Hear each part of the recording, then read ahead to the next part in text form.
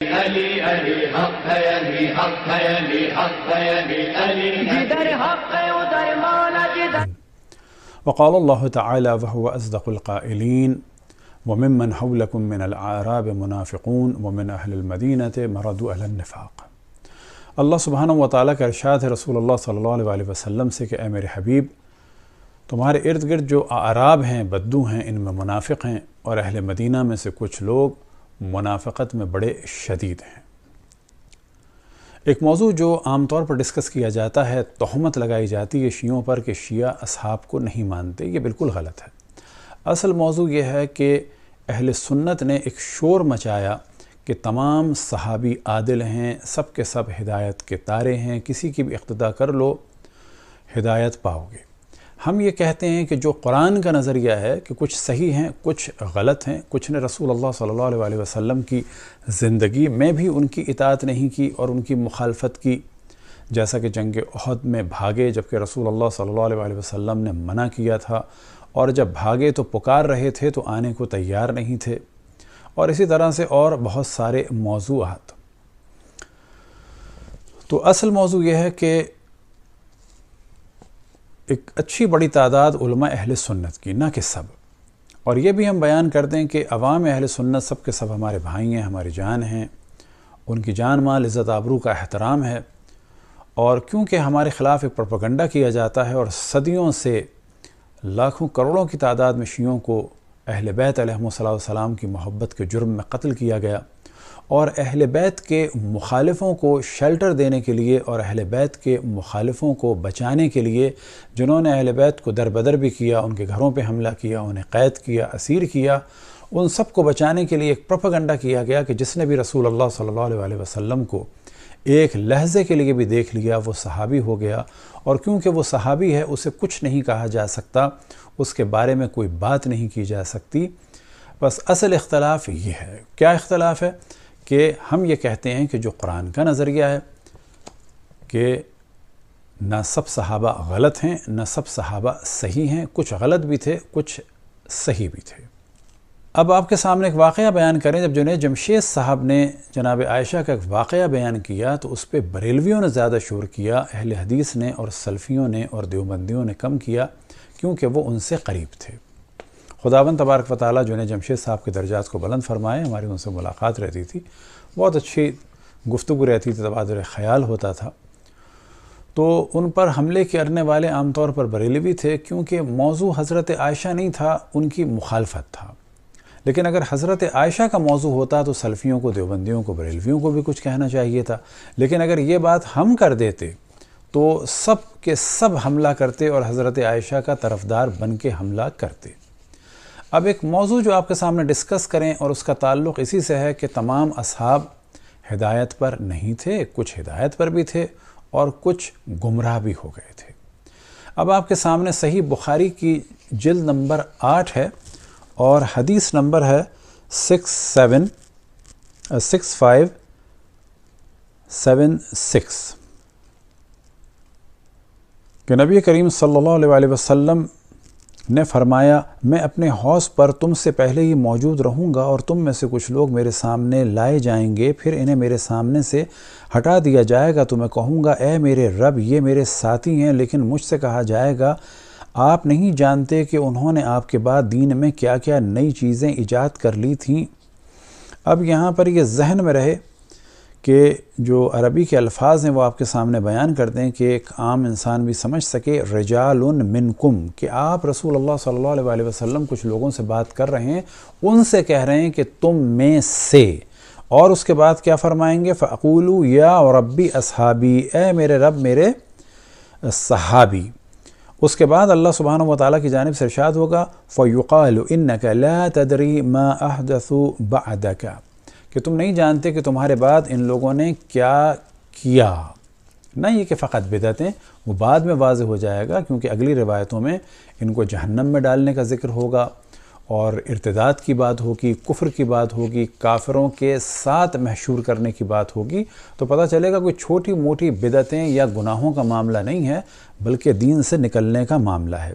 اسی صحیح بخاری جلد نمبر 8 کی 6585 میں جو روایت ہے کہ نبی کریم نے فرمایا قیامت کے دن میرے صحابہ میں سے ایک جماعت مجھ پر پیش کی جائے گی، پھر وہ حوض سے دور کر دیے جائیں گے۔ میں عرض کروں گا اے میرے رب یہ تو میرے صحابہ ہیں۔ اللہ تعالیٰ فرمائے گا کہ تمہیں معلوم نہیں کہ انہوں نے تمہارے بعد کیا کیا نئی چیزیں گڑھ لی تھیں، یہ لوگ دین سے الٹے قدموں واپس لوٹ گئے تھے۔ کہ اس میں جو اہم ترین الفاظ ہیں وہ آپ کے سامنے بیان کر دیں۔ یرد علیہ یوم القیامت رہتن، اب رہتن کے معنی ہیں گروہ، من اصحابی، کسی اور کے نہیں، امت کے نہیں، اصحاب میں سے ہوں گے۔ اور جب ان کو ہٹا دیا جائے گا تو کیا فرمائیں گے آپ؟ فَأَقُولُ يَا رَبِّ أَصْحَابِي، تو دوبارہ آپ دیکھیں کہ یہاں پر ہے کہ یہ اصحاب میں سے ہیں۔ کیوں ہٹا دیے جائیں گے؟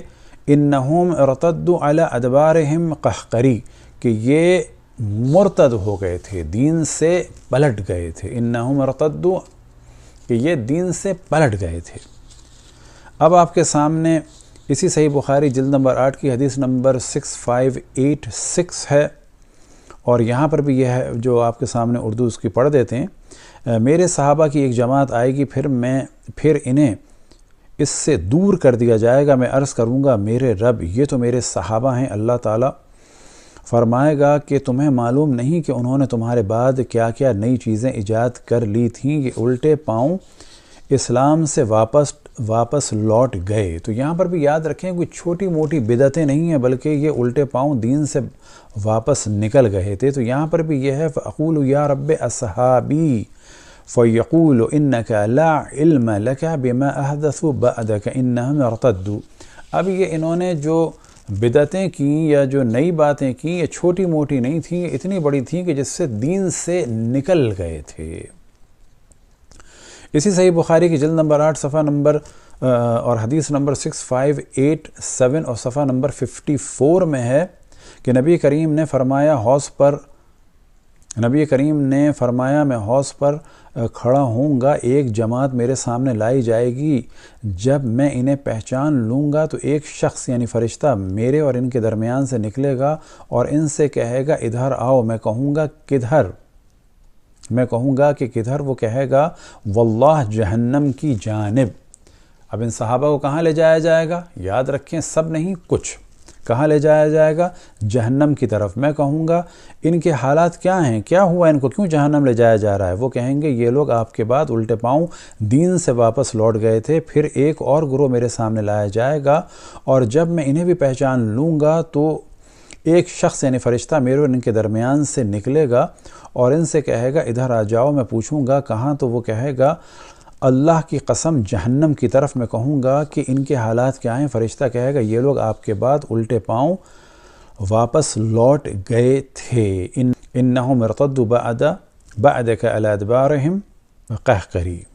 تو یہاں سے بھی واضح ہوا کہ ان کو جہنم کی طرف لے جایا جائے گا، یعنی یہ ایسے ہیں کہ جن کی شفاعت بھی نہیں ہوگی۔ اس کا ذکر بھی اگلی روایات میں آئے گا کہ کچھ کی شفاعت ہوگی اور کچھ کی یہ ان میں سے ہوں گے کہ جن کی شفاعت بھی نہیں ہوگی اور ان کو جہنم لے جایا جائے گا۔ اسی جلد نمبر 8 میں 6593 ہے، پھر کچھ لوگوں کو مجھ سے الگ کر دیا جائے گا۔ میں عرض کروں گا کہ اے میرے رب یہ تو میرے ہی آدمی ہیں اور میری امت کے لوگ ہیں۔ مجھ سے کہا جائے گا تمہیں معلوم نہیں کہ انہوں نے تمہارے بعد کیا کیا کام کیے؟ واللہ یہ مسلسل الٹے پاؤں لوٹتے رہے، دین اسلام سے پھر گئے۔ تو یہاں پر بھی واضح ہے کہ اس طرح سے کچھ لوگوں کو واپس پلٹا دیا جائے گا۔ اب صحیح بخاری کی جلد نمبر 8 ہی کی ایک اور روایت ہے 4625، اور میری امت کے کچھ لوگوں کو لایا جائے گا اور انہیں جہنم کے بائیں طرف لے جایا جائے گا۔ میں عرض کروں گا میرے رب یہ تو میرے امتی ہیں۔ مجھ سے کہا جائے گا آپ کو نہیں معلوم کہ انہوں نے آپ کے بعد نئی نئی باتیں شریعت میں نکال لی تھیں۔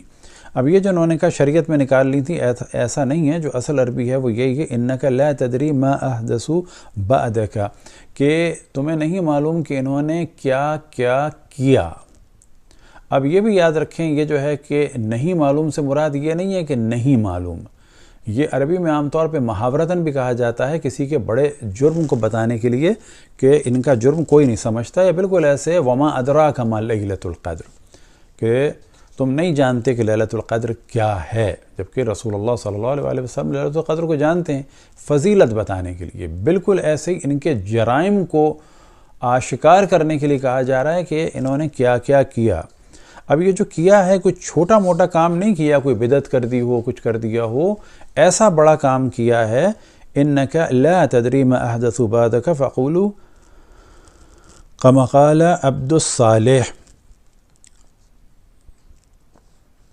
مجھ سے کہا جائے گا آپ کو نہیں معلوم کہ انہوں نے آپ کے بعد نئی نئی باتیں شریعت میں نکال لی تھیں، جبکہ شریعت کا موضوع نہیں ہے کہ انہوں نے کیا کیا گناہ کیے۔ اس وقت بھی وہی کہوں گا جو عبد صالح حضرت عیسیٰ نے کہا ہوگا، میں ان کا حال دیکھتا رہا جب تک میں ان کے درمیان رہا، پھر جب تو نے مجھے اٹھا لیا، جب سے تو ہی ان پر نگراں ہے، مجھے بتایا جائے گا کہ آپ کی جدائی کے بعد یہ لوگ دین سے پھر گئے تھے۔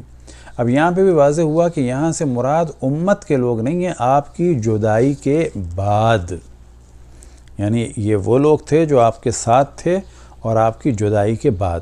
اب یہ کچھ روایتیں تھیں صحیح بخاری کی تھیں، اب ان میں سے ایک صحیح مسلم جلد نمبر 6 کی آپ کے سامنے بیان کر دیں، 7210، اور اس روایت کو بھی آپ کے سامنے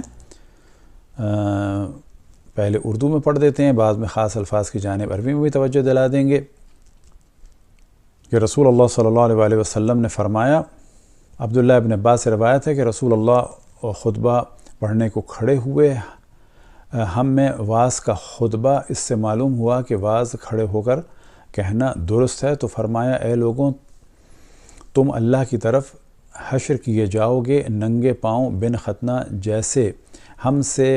جیسے ہم نے پیدا کیا اول بار ویسے ہی دوبارہ پیدا کیے جاؤ گے، یہ وعدہ ہے ہمارا جس کو ہم کرنے والے ہیں، خبردار رہو۔ سب سے پہلے تمام مخلوقات میں حضرت ابراہیم کو قیامت کے دن کپڑے پہنائے جائیں گے، اور آگاہ رہو میری امت کے کچھ لوگ لائے جائیں گے، پھر ان کو بائیں طرف ہٹایا جاوے گا کافروں کی طرف۔ میں عرض کروں گا اے مالک میرے، یہ تو میرے اصحاب ہیں۔ جواب میں کہا جاوے گا تم نہیں جانتے انہوں نے کیا گن کیا تمہارے بعد۔ تو یہاں پر بھی بات واضح ہو گئی کہ اصحاب میں سے ہوں گے۔ فَأَقُولُ يَا رَبِّ أَصْحَابِي فَيُقَالُ إِنَّكَ لَا تَدْرِي مَا أَحْدَثُوا بَعْدَكَ۔ تو یہاں سے بھی بات واضح ہو گئی کہ یہ چھوٹی موٹی بدعتیں نہیں ہیں، ان کے بارے میں مترجم خود واضح بیان کر رہے ہیں کہ کافروں کی جانب، یہ جو انہوں نے کافروں کی جانب مفہوم نکالا اور بریکٹ میں لکھا، یہ کہاں سے آیا؟ فَيُؤْخَذُ بِهِمْ ذَاتَ الشَّمَالِ، کہ شمال کی طرف جو ہے وہ کافر ہوں گے، یعنی سیدھے ہاتھ کی طرف مومن ہوں گے، اور بائیں ہاتھ کی طرف یا شمال کی طرف جو ہے وہ کافر ہوں گے، لہٰذا انہوں نے مفہوم نکالا کہ ان لوگوں کو کفار کی جانب لے جایا جائے گا۔ شرح سنن ابن ماجہ کے 2 ترجمے آپ کے سامنے پیش کرتے ہیں۔ پہلا ہے علامہ محمد لیاقت علی رضوی صاحب کا، حدیث نمبر ہے 3057، فَأَقُولُ يَا رَبِّي اصحابی فَيُقَالُ إِنَّكَ لَا تَدْرِي مَا أَحْدَثُوا بَعْدَكَ۔ اب یہاں پر کیا فرماتے ہیں؟ تو تم لوگ مجھے شرمندہ نہ کروا دینا، یاد رکھنا میں کچھ لوگوں کو بچاؤں گا۔ یہ جو ہم نے عرض کیا تھا، کچھ کی تو شفاعت ہو سکتی ہے اور کچھ لوگوں کو مجھ سے پرے کر دیا جائے گا، یعنی ان کی شفاعت تو کجا، ان کو دور کر دیا جائے گا۔ تو میں یہ کہوں گا اے میرے پروردگار یہ تو میرے ساتھی ہیں، تو پروردگار فرمائے گا تم نہیں جانتے کہ تمہارے بعد انہوں نے کیا کیا تھا، تم نہیں جانتے انہوں نے کیا کیا تھا، لیکن ایسا کیا کہ جس کی وجہ سے انہیں رسول اللہ صلی اللہ علیہ وسلم سے جدا کر دیا جائے گا اور جہنم کی جانب لے جایا جائے گا۔ یہی موضوع اہل سنت کا بھی ہے، صحیح بخاری سے بھی واضح ہو گیا، صحیح مسلم سے بھی، اور یاد رکھیں یہ موضوع تقریباً تمام جوامع روائی یعنی روایات کی جو بڑی کتابیں اہل سنت کی سب میں ہے، اور یہ سینکڑوں دفعہ اس کی تکرار ہوئی، ان میں سے کچھ آپ کے سامنے ہم نے پیش کر دیں۔ پیش کرنے کا ہدف یہ ہے کل اگر کسی شیعہ ذاکر نے یا عالم نے ایک موضوع کہہ دیا کہ بعض اصحاب جہنم میں جائیں گے تو پورے ملک میں دوبارہ ایسے شور ہوگا، لہٰذا یہ جاننا ضروری ہے کہ ہم کچھ نہیں کہتے سوائے اس کے کہ جو عموماً کتب اہل سنت میں ہے، اور ڈسکس کرنا ضروری اس وجہ سے ہے کہ یہ ہمیں صدیوں سے قتل کرواتے آئے، جھوٹی تہمتیں لگا کے۔ مثال کے طور پر شیعوں کا قرآن بکری کھا گئی، جبکہ یہ روایت سنن ماجہ میں حضرت عائشہ سے نقل ہوئی کہ جب انہوں نے عالم اسلام میں ایک عجیب و غریب فتویٰ دیا کہ بڑی عمر کے افراد کو دودھ پلایا جا سکتا ہے، جب سوال کیا کہ یہ کہاں ہے آیت تو فرمایا قرآن میں تھی، اور بکری آ کے کچھ حصہ کھا گئی۔ جب رسول اللہ صلی اللہ علیہ وآلہ وسلم کی رحلت ہوئی تھی تو ہم لوگ مصروف تھے، اسی میں یہ آیت تھی، اسی میں رجم کی آیت تھی۔ دعا ہے کہ خداوند تبارک و تعالیٰ تمام مسلمانوں کو محبت اتفاق سے رہنے کی اور پاکستان کی حفاظت کی توفیق عطا فرمائے، اور علمی گفتگو کو علمی طریقے سے ہی حل کرنے کی توفیق عطا فرمائے۔ وصلی اللہ علی محمد وآلہ الطاہرین۔ علی علی حق ہے، علی حق ہے، علی حق ہے، علی علی جدھر حق ہے ادھر مولا، جدھر حق ہے